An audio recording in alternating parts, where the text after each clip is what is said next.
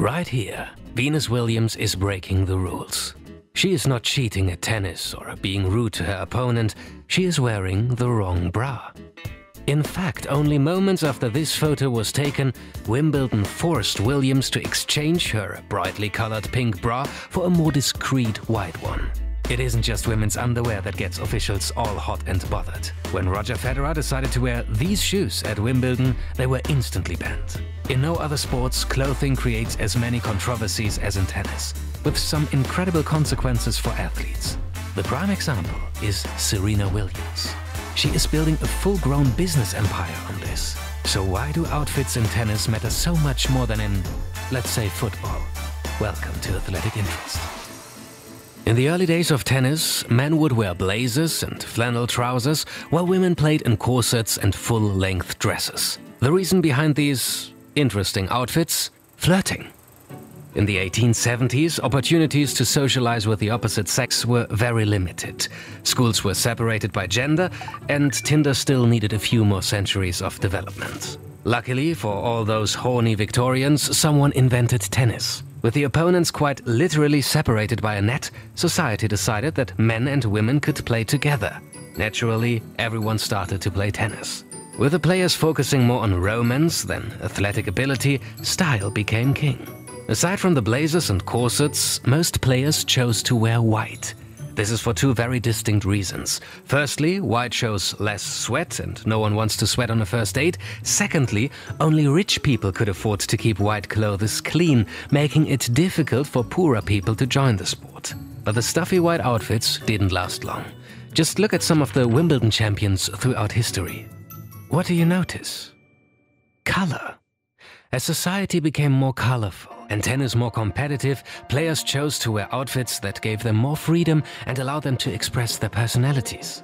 By the 60s, color was completely taking over tennis, and in '72, the US Open decided to allow full-color outfits. Wimbledon took the opposite approach. In 1962, Maria Bueno competed in the women's singles, wearing a white dress with a pink underskirt. 1 year later, Wimbledon passed a rule requiring players to dress predominantly in white. While the new law did allow for some color, Wimbledon made the rules stricter in 1995, before practically banning color altogether in 2014. So these old-fashioned rules are actually not old, but from a couple of years ago. From the moment the players enter the court, they must be dressed almost entirely in white. Cream or off-white is not included. The only color allowed is a thin 1 centimeter strip that can appear on the edge of some clothing. Sponsor logos are allowed, but discouraged. Shoes must be completely white and underwear must be white if there is a chance it could become visible. Players do not appreciate this intrusion into their choice of underwear. Roger Federer has publicly criticized the rules for being too strict, and Martina Navratilova claimed that Wimbledon had gone too far. The Wimbledon organizers claim they are simply trying to preserve history and ensure that people focus on the tennis and not the outfits. So why do tennis players even care? After all, footballers don't complain because they can't accessorize their shirts. But tennis works very different than football. Unless you are playing doubles, tennis is a lonely sport. It's just you against your opponent, and mind tricks are often just as powerful as a good serve. Individual style is a great way for players to gain a psychological advantage. Clothing can be used to capture the attention of the crowd, signal confidence, or even distract the opponent. Like at the 2018 French Open. Serena Williams wore this black Nike catsuit, and the French got a little upset.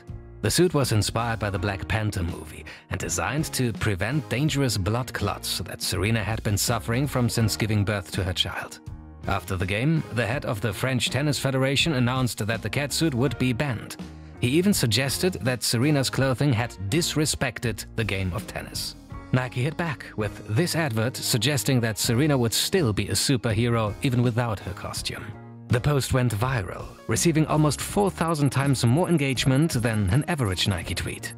Through fashion, tennis players can express their individual personalities, connect with fans, and build huge global audiences. This audience, in turn, attracts lucrative brand sponsorships. In fact, tennis stars are some of the highest paid athletes when it comes to sponsorship income. Since Forbes started the ranking in 1990, the highest paid female athletes have always been tennis players. The interesting part? Tennis stars are earning way more than what would seem logical. Tennis may have 1 billion fans worldwide, but that is only half of the fan base for field hockey.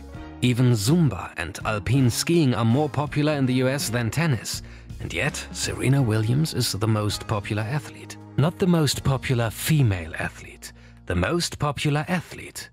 So why is that? In football, support is often attached to a team, and individual players only receive support when they play for that team. Tennis is built on individuality. By its very nature, the sport forces you to choose between two people. You spend hours cheering them on, watching every facial expression and feel every emotion as they struggle to overcome their opponent.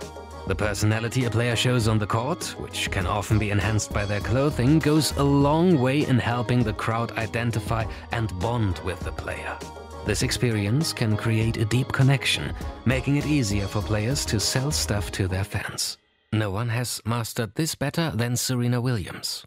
Think about the biggest global icons in sports. Ronaldo, LeBron, Tiger Woods, Tom Brady. Serena is one of the few, if not the only, global female superstar athlete. This is thanks to her being one of the best tennis players of all time, but there's more to it. At the start of their careers, the Williams sisters usually wore this braided hairstyle. The beads often made noise and sometimes fell out during play. Even though both sisters were busy dominating on the court, commentators became obsessed with the hair, branding it disruptive. This is a theme that has followed Serena her entire career. She wins, and everyone talks about her.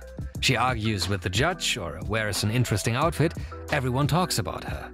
I just feel like sometimes, for whatever reason, anything that I do gets amplified, and so I use it for my brand. Whenever controversy finds its way to Serena Williams, she is able to create a positive message and increase her own popularity. In 2019 alone, Williams generated over $2 million in promotional value for Nike just through social media. Williams also has sponsorship deals with Gatorade, Aston Martin, Pepsi, and Beats. She even out-earns Neymar or Giannis when it comes to sponsorship income. Williams is so marketable because she is extremely successful, but it's also because of her willingness to meet challenges head-on. When the New York Times used a photo of Venus Williams in an article about Serena Ventures, she called out the publication on Twitter. She even used the opportunity to draw attention to her fund's mission of investing in female and minority founders. Williams entered the investment world in 2014 after hearing that less than 2% of venture money is given to women. I literally couldn't wrap my mind around the fact that 98% of this money, billions of dollars, goes to one type of individual. So she set out to change that, with the same energy and attitude that made her a winner on the court and with sponsors. The top 5 companies that she has invested in have increased in value by almost 10 billion over the last decade. Some of that bump in value can be attributed to Williams consistently representing her companies via the press, events, and social media. Whether in sports or in business, being true to who you are and meeting controversies head-on goes a long way. Serena Williams has mastered this to become one of the greatest athletes of all time, using clothing as a form of expression. The fact that places like Wimbledon are trying to limit that expression just make the statements even stronger. This video is part of our Business Athletes series presented by Shopify. In each video, we explore the story of athletes who apply their winning strategies from the track, field, and pitch to succeed in the world of business and create something beyond their sporting career. Shopify is the perfect partner for this, because all the athletes we talk about are actually using Shopify to build their businesses. Serena Williams, for example, launched her fashion line in 2018. And just like Shopify enables the best athletes in the world to build their brands, they empower small athletes and creators as well. Shopify has helped millions of people in 175 countries around the world start a business. We hope this got you inspired, and if it did, make sure to check shopify.com/athleticinterest or the link in the description for a free 14-day trial of Shopify and build your business today. Thanks a lot for supporting us.